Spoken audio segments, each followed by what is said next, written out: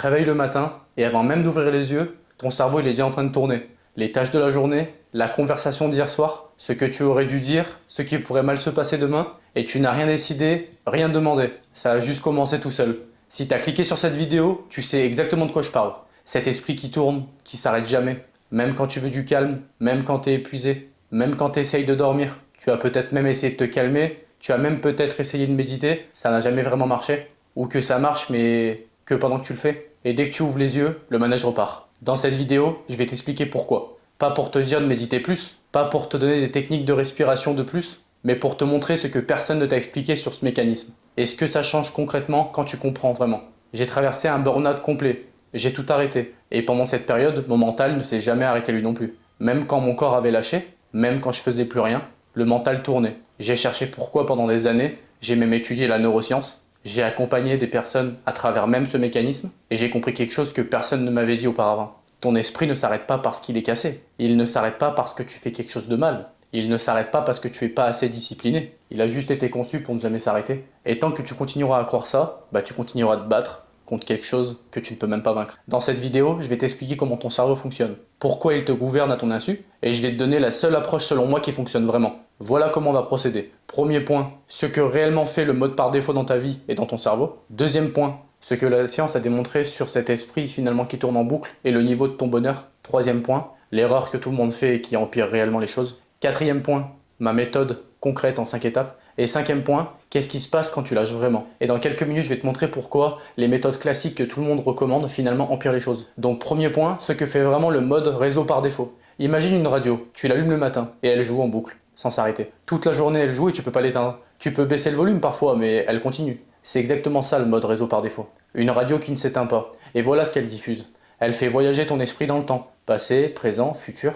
Elle rejoue les scènes qui se sont déjà passées ou elle anticipe les scènes qui pourraient arriver. Elle rejoue des dialogues imaginaires, elle résout des problèmes qui pourraient arriver. Et pendant tout ce temps, toi tu n'es pas vraiment là. T'es là physiquement, hein, mais t'es pas là. Et voilà pourquoi ça existe. Ton cerveau n'a pas été conçu pour être heureux. Il a été conçu pour survivre. Parce qu'il y a des millénaires, les humains ils survivaient. Ils devaient anticiper des dangers. Il pouvait y avoir un ennemi pas loin, une famine qui arrive, la peste qui se propage, une peine de mort pour avoir dit une mauvaise chose à une personne. En fait, le danger pouvait venir de partout et à tout moment. En fait, ce mécanisme de survie, il sert qu'à une chose, c'est que tu restes en vie. Il a même d'ailleurs gardé en vie tes ancêtres et il t'a été transmis. Le problème, c'est que les menaces ont changé. Mais le cerveau, lui, il n'a pas changé. Aujourd'hui, il traite l'email de ton patron avec le même niveau d'urgence. Une facture en retard, un silence dans une conversation, une story que quelqu'un n'a pas aimée. Pour lui, c'est la même chose. Une menace reste une menace. Et voilà le coup réel. Cette radio qui tourne en permanence, elle consomme de l'énergie. Pas de l'énergie physique, mais de l'énergie mentale. C'est pour ça que tu rentres à la fin de ta journée et que tu es tellement fatigué alors que tu n'as pas fait grand chose physiquement.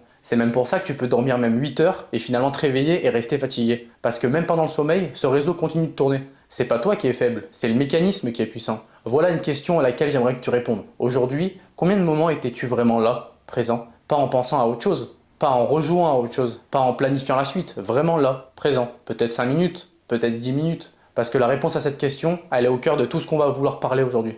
Deuxième point, ce que la science dit sur ton bonheur. 2 chercheurs de Harvard ont contacté plus de 2200 personnes et ils leur ont posé une question. Qu'est-ce que vous faites en ce moment? Et est-ce que vous pensez à ce que vous faites? Ou à autre chose? Puis comment vous sentez-vous? Des milliers de réponses, des mois de données, et le résultat est brutal. Pendant près de la moitié du temps, les gens pensaient à autre chose que ce qu'ils faisaient. Peu importe l'activité. Les personnes qui étaient ailleurs avaient l'esprit du coup qui étaient occupées et étaient moins heureuses. Mais voilà ce que personne ne cite jamais. Peu importe que leurs pensées soient agréables ou non, quelqu'un qui rêvasse à ses prochaines vacances se sent moins heureux que quelqu'un qui lave la vaisselle par exemple, en étant dans le présent. Ça va à l'encontre de tout ce qu'on nous a dit. On nous a dit pense positif, visualise, imagine le meilleur. Mais les données, elles nous disent autre chose. C'est pas le contenu de tes pensées qui détermine ton bonheur. C'est le fait d'être présent ou non. Amplifions ça. Si ton esprit, il est ailleurs la moitié du temps, tu es absent de la moitié de ta propre vie, la moitié des repas avec les gens que tu aimes, la moitié des moments que tu vivras, la moitié de toi-même. Dans 10 ans, si rien ne change, tu regarderas ta vie en arrière, tu réaliseras que tu étais là, physiquement, pour tout, pour presque tout,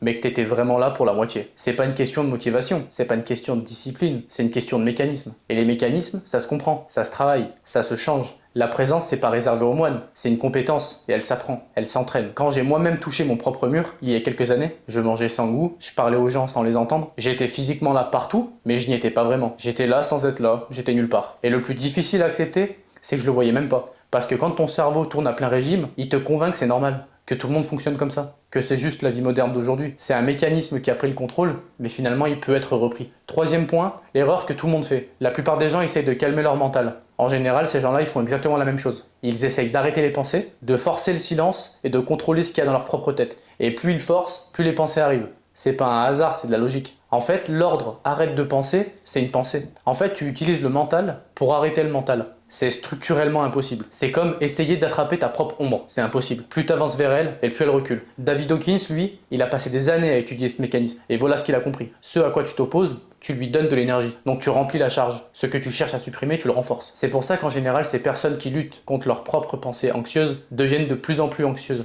Pas parce qu'elles sont faibles, parce qu'elles utilisent la mauvaise approche. Et il y a un piège que personne ne parle, c'est les techniques de relaxation. Sophrologie, cohérence cardiaque, visualisation. Elles fonctionnent dès qu'on les fait, et dès qu'on arrête, le manège repart. Parce qu'elles agissent sur le symptôme et pas sur le mécanisme. C'est comme prendre un Doliprane. La douleur disparaît temporairement, mais finalement on n'est pas allé à la source. Alors qu'est-ce qui change vraiment quelque chose? Ce n'est pas stopper tes pensées, c'est changer la relation que tu as à elles. Ne plus les confondre avec toi, ne plus leur obéir, les voir passer sans monter dedans. Et ça s'apprend. Pas en lisant des livres, mais en pratiquant. Où tu peux justement apprendre à l'écouter sans comprendre que c'est vraiment toi. Tu peux pas éteindre la radio, par contre tu peux apprendre à ne plus l'écouter comme si c'était la vérité. Voilà ce que tu n'avais pas anticipé. La méditation, c'est pas un état, c'est un entraînement.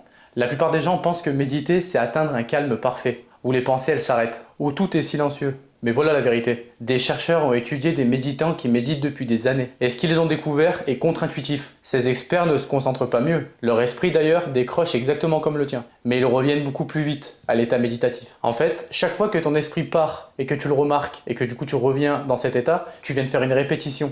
Une répétition qui change d'ailleurs quelque chose dans ton cerveau. D'ailleurs, des chercheurs ont démontré qu'une zone dans ton cerveau grandissait quand tu ramènes ton attention. Et plus tu répètes, encore et encore, et plus cette zone grandit. Et moins le réseau du mode par défaut a d'emprise sur toi. Ce n'est pas le calme parfait l'objectif, c'est le retour. Chaque décrochage suivi d'un retour. Et c'est exactement ça le travail. Pas un obstacle à la méditation, mais la méditation elle-même. Dans quelques minutes, ma méthode exacte en 5 étapes. Et qu'est-ce qui se passe quand le lâcher prise devient vraiment profond? Je vais vous dire quelque chose que je n'ai jamais entendu dans une vidéo. Avant d'aller plus loin, si ce que je te décris te parle, si tu veux aller plus loin, le lien il est en bas de la vidéo. Tu peux réserver directement un appel avec moi. Quatrième point, ma méthode complète. J'ai étudié ce sujet pendant des années. J'ai testé des dizaines d'approches et j'ai accompagné des personnes à travers ce processus. Et voilà ce qui fonctionne. 5 étapes, pas plus. Étape 1, tu t'assois. Pas allongé, assis. Parce que si tu t'allonges, le corps associe cette position au sommeil. Donc tu choisis canapé, chaise, sol. Ensuite, tu fermes les yeux. Étape 2, 3 respirations profondes. Inspiration lente, expiration encore plus lente. 3 fois, c'est tout. Pas de technique complexe, juste signaler au système nerveux qu'il n'y a pas de danger, qu'il peut enfin se poser. Étape 3, scanner ton corps. Des pieds jusqu'à la tête. Tu n'essayes pas de changer quoi que ce soit, juste tu remarques. Tu te demandes comment ça va, si tu as bien dormi, comment tu te sens, et tu notes sans juger. Concrètement, pourquoi ça fonctionne? Parce que quand ton attention est sur les sensations physiques, elle n'est plus sur les pensées. Pas parce que tu les as stoppées, parce que tu as dirigé ton attention vers quelque chose de concret, vers ton corps, vers maintenant. Comment observer sans suivre? Comment comprendre si tu commences? Ne cherche pas à atteindre un état méditatif, ne cherche pas le calme parfait, ne cherche pas le vide. Des chercheurs ont démontré que des résultats mesurables étaient là à partir de 8 semaines. Pas 3 jours, 8 semaines. Donc pendant les premières semaines, tu pratiques sans attendre quoi que ce soit. C'est exactement l'unique objectif quand tu débutes. Pas le calme, pas la paix, pas l'absence de pensée.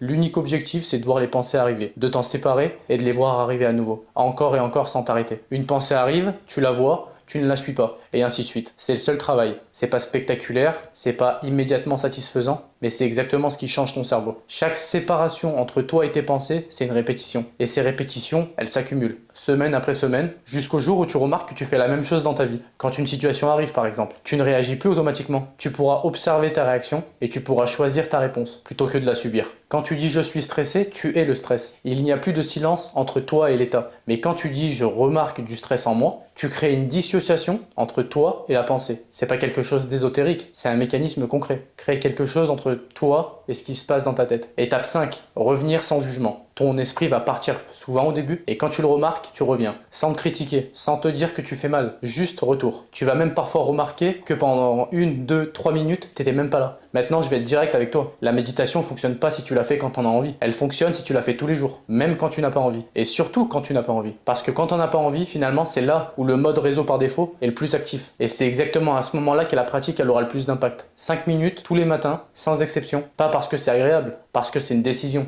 La décision de reprendre le contrôle de ton attention avant que quelque chose d'autre le fasse à ta place. Et qu'est-ce qui se passe quand ton esprit lâche vraiment? Je vais te parler de quelque chose que je n'ai jamais entendu ailleurs. que ça soit dans les livres ou dans une vidéo de méditation. Parce que ça n'arrive pas souvent, et parce que ça ne peut pas se forcer. Il m'est arrivé quelquefois, après une pratique qui était vraiment profonde et qui allait vraiment loin, d'entrer dans un état de conscience modifié, l'impression de ne plus avoir de corps, des fourmillements qui montent des pieds jusqu'au cerveau, une sensation de tomber dans le vide aussi, mais sans peur et dans une paix. Pas la même paix qu'on ressent après une bonne nuit de sommeil, quelque chose de bien différent. Comme si tout ce qui avait de l'importance 5 minutes avant n'en avait plus aucune. Comme si l'ego et le mental s'étaient tus, et ce qui restait vraiment à ce moment-là, c'était moi. Je te raconte pas ça pour que tu le cherches, parce que si tu le cherches, tu le trouveras pas. Et c'est d'ailleurs là toute l'ironie. Ces états, généralement, ils arrivent quand tu t'attends à rien du tout, quand tu ne forces plus, quand tu lâches même l'idée d'arriver quelque part. Tu peux seulement créer les conditions pour y arriver, en pratiquant régulièrement, en revenant encore, et un jour, sans prévenir, quelque chose se lâche. Et là, tu comprends quelque chose que même les mots ne peuvent pas expliquer. Voilà la vérité finale. Le réseau du mode par défaut ne disparaît pas. Les pensées ne s'arrêtent pas. Le mental ne se tait pas pour toujours. Mais tu peux apprendre à ne plus le confondre avec toi. Le voir tourner sans le suivre partout où il va. Tu peux apprendre à revenir, encore et encore au moment présent, à ce qui est réel, maintenant. Un esprit qui vagabonde est un esprit malheureux. Mais un esprit qui revient est un esprit qui reprend sa vie en main. Pas en forçant, en revenant. Tu ne pourras jamais gagner contre ton mental en le combattant. Tu le dépasses en apprenant à plus lui obéir. Dans les 24 prochaines heures, demain matin, avant ton téléphone, avant le café, avant tout le reste, tu vas fermer les yeux, 3 respirations, tu scannes ton corps et tu observes ce qui se passe, sans le combattre, sans le suivre. Juste observer et revenir, autant de fois nécessaire. Soit tu vas fermer cette vidéo et demain matin, le mode réseau par défaut aura décidé de ta journée, avant même que tu aies choisi. En soi, les deux sont des choix, mais un seul te remet aux commandes.